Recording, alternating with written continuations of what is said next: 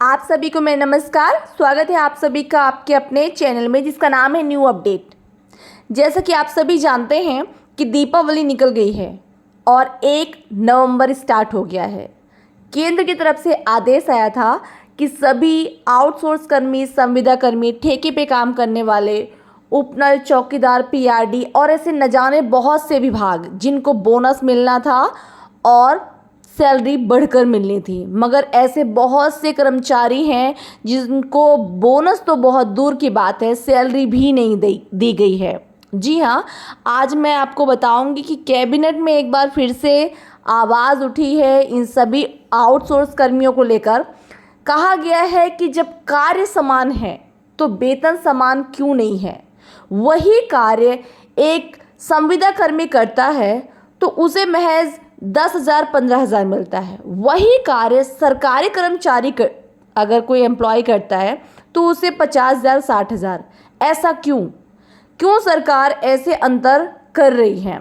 आपको पता है ऐसे बहुत सारे विभाग हैं जो दीपावली में फीकी फीकी उनकी दिवाली रही, क्योंकि सरकार की तरफ से उन्हें कुछ भी नहीं दिया गया है। चाहे वो चौकीदार हों, ऐसे बहुत से ग्राम चौकीदारों का मुझे कमेंट आया है जिसमें उन्होंने बताया कि हमें 10 महीने से सैलरी भी नहीं दी गई है। बहुत गलत है, सरकार को इन सब चीज़ों पे ध्यान देना चाहिए। आपको मैं बता दूं कि ये जो स्वास्थ्य विभाग है उसको लेकर भी आउटसोर्स कर्मी बहुत परेशान हैं।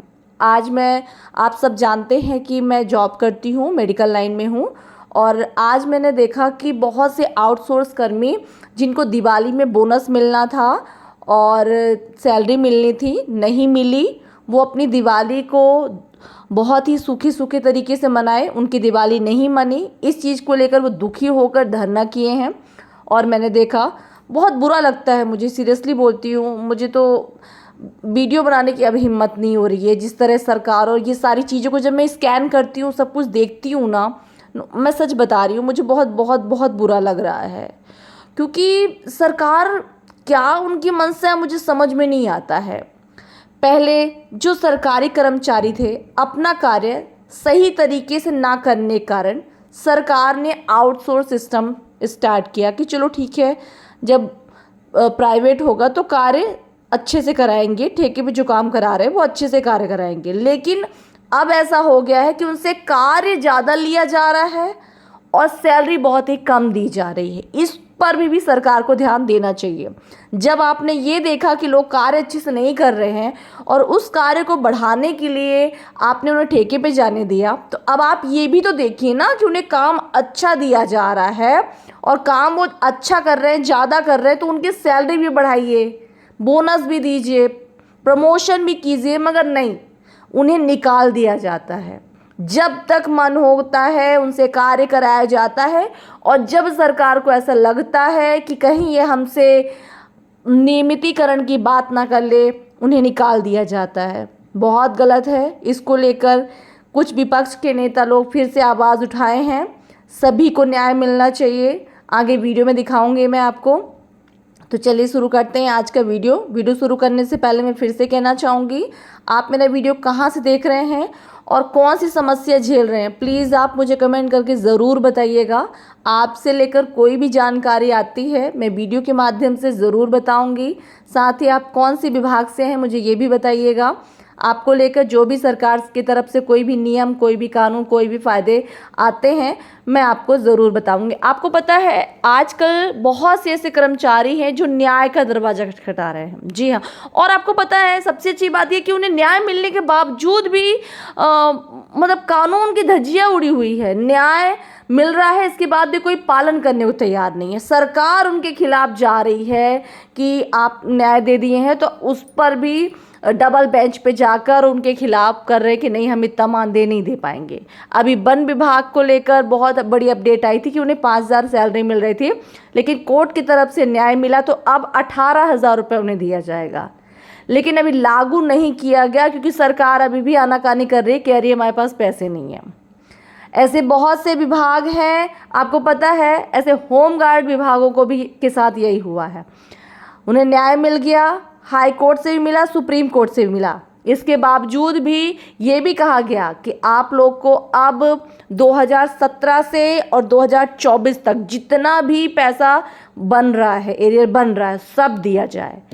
इस पर भी सरकार ने पहले तो आनाकानी की, लेकिन अब कोर्ट ने सख्ती दिखाई है और कहा है अगर 5 जनवरी तक सभी का पैसा नहीं दिया गया तो आप सबकी भी पेशी लगेगी। जी हाँ, बहुत से ऐसे विभाग हैं जो न्याय का दरवाज़ा खटखटा रहे हैं। हमारे ग्राम चौकीदार भी लगे हुए हैं न्याय का दरवाज़ा खटखटाने में, और अब उनकी अगली पेशी 5 तारीख को है, 5 नवंबर को। आप इस पर ध्यान दीजिएगा और ज़रूर जाइएगा।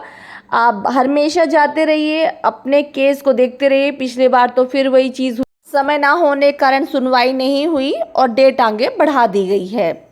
लेकिन आप जाते रहिए और देखते रहिए आपके केस में क्या चल रहा है ना। चलिए अब हम दिखाते हैं आपको कि कैबिनेट में क्या आवाज़ उठी, क्या बातें हुई मंत्री जी की जवानी। तनख्वाह पा रहा है, एक 50,000 तनख्वाह पा रहा है, एक 15,000 तनख्वाह पा रहा है।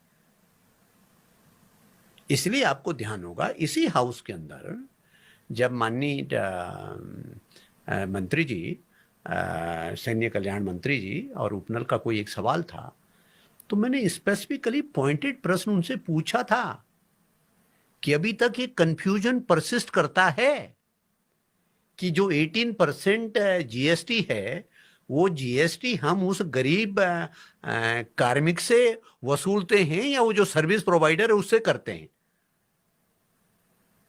तो यदि भी उनका जवाब था कि नहीं कार्मिक से नहीं लेते, ऑटोमेटिकली कार्मिक से ही जाता है सर, सर्विस प्रोवाइडर क्यों देगा? लेकिन मेरा ये इस बात में कोई दो राय नहीं है कि हमने देखो, एक तो हमने कार्मिक ऐसे रख लिए कि भाई हमने कहा भाई चलो यार आप 15 दिन के लिए किसी काम के लिए हमने रख लिए, हमारे 15 दिन का काम था उसको रख लिए। किसी को कहा भाई 10 दिन के रख लिए, निकाल हो गया। किसी को कहा 20 दिन के लिए, तो भाई हो गया। उनको आपने वेजेज, मिनिमम वेजेज वगैरह दिया, मिनिमम वेजेज एक्ट है फलाना, उसमें वो तो पालन आपको उसमें भी करना पड़ेगा, मिनिमम वेजेज एक्ट हो गया।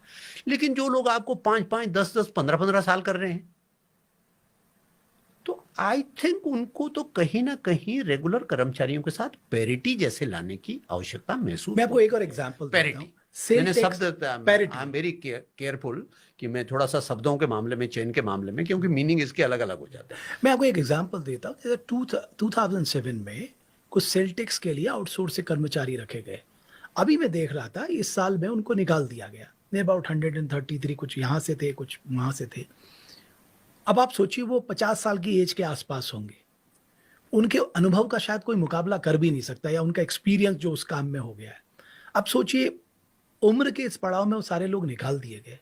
सर ये तो मुझे लगता है कि इससे बड़ा इनजस्टिस और क्या हो सकता है? नहीं, बिल्कुल, मैं इस बात को कई बार मुझे बहुत हॉन्ट करता है ये कि भाई या तो हम ये कहें कि हमने 15 साल इनसे कुछ नहीं कराया, ये नाकाबिल थे, या तो हम कहें कि 15 साल हमने इनसे कुछ नहीं कराया।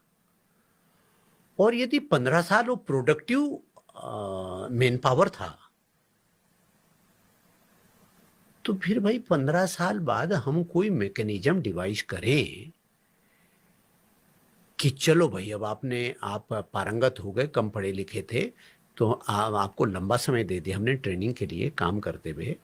एंड जैसा मैं पॉलिटिशियंस के लिए भी कहता हूँ, मैंने इस हाउस में भी कहा उस दिन, निधन के निर्देश पे भी कहा कि जनप्रतिनिधि का पढ़ा लिखा होना अच्छी बात है, लेकिन लिखा होना पर्याप्त नहीं है। वो जो उसकी जो ऑर्गेनिक ग्रोथ होती है, जो एक्सपीरियंस से लर्न करता है, वो बड़ी चीज़ है। तो ये कर्मचारी लोग यदि इतना कि एक्सपीरियंस से लर्न कर रहे हैं, तो कहीं ना कहीं पर इस बात पे तो विचार होना ही चाहिए कि कभी ना कभी तो इनको भी जॉब सिक्योरिटी की तरफ ले जाना पड़ेगा। बिल्कुल ले जाना चाहिए।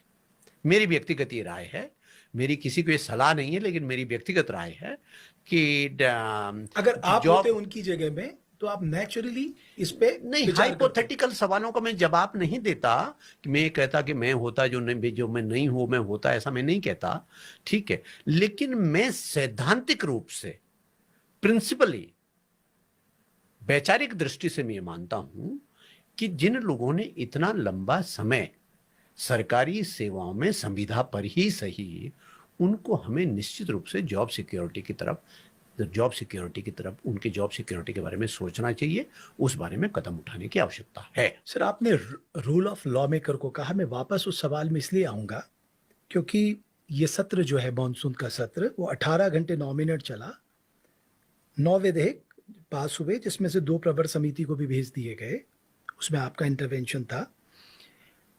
तो आप सोचिए, दोनों में नहीं था मेरा, एक सरकार ने खुद ही भेज दिया। 9 विधेयक 18 घंटे 9 मिनट में क्वेश्चन आर भी हुआ होगा, है ना? Matter under rule, matter urgent importance के मैटर भी उठे होंगे। तो साहब, आपने जो विधेयक पारित किए उसमें कोई डिबेट नहीं, कोई डिस्कशन नहीं, तो फिर विधानसभा होने का मतलब क्या है? लॉ मेकर होने का मतलब क्या है? फिर लॉ मेकर की ड्यूटी क्या है? ये तो हमेशा बड़ा सवाल रहता ही है। नहीं तो ये तो बड़ा दुर्भाग्य है कि विधानसभा में इंपॉर्टेंट लेजिस्लेचर में डिबेट और डिस्कशन पर्याप्त ना होना, ये तो एक बहुत खतरनाक स्थिति है और ये प्रेसिडेंस बड़ा खतरनाक बनेगा। ये तो और एवरेज हाउस कितना चल रहा है सर? 13, 14, 15, मैक्सिमम अगर किसी साल चला गया 16। ये एवरेज हाउस की स्थिति है। ये अपने आप में दुर्भाग्यपूर्ण है। देखिए, इसके 2-3 पहलू हैं। एक तो चलो अच्छी बात है, मैं धन्यवाद करूंगा मुख्यमंत्री जी का कि उन्होंने इस बार कहा कि भाई कोशिश करनी चाहिए अगले बार कम से कम 10 दिन का सत्र चले। हाँ भाई, लोग भी कह रहे हैं तो टूरिस्ट बन के जा रहे हैं, इन्होंने पिकनिक स्पॉट बना दिया गैंडसैंड को, जाते हैं 2 दिन, जाने की जल्दी और आने की भी जल्दी, कि कितनी जल्दी भागे।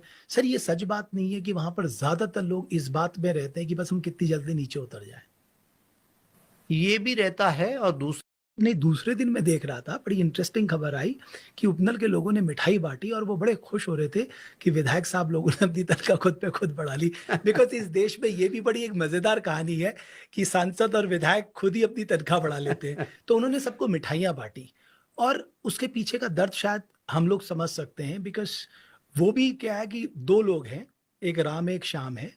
राम भी वही काम करता है, श्याम भी वही काम करता है। Ram is highly paid and Shyam is underpaid. तो श्याम को इस बात का बहुत दुख है और शायद मुझे लगता है अपने दुख को उसने बहुत पॉजिटिव तरीके से मिठाई बांट के दिया। ये बात में यदि बहुत जिसे कहना चाहिए बहुत क्विक रेफरेंस के तौर पर बात करूं, तो मैं इसमें ये कहूंगा, और बाकायदा there is a legal support to the idea.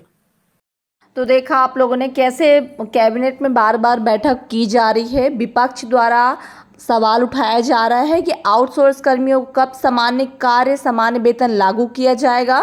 जो भी अपडेट आएगी मैं वीडियो के माध्यम से बताती रहूँगी। मिलती हूँ अगली वीडियो में एक नई जानकारी के साथ। तब तक के लिए नमस्कार। वीडियो बने रखिए, वीडियो देखते रखिए।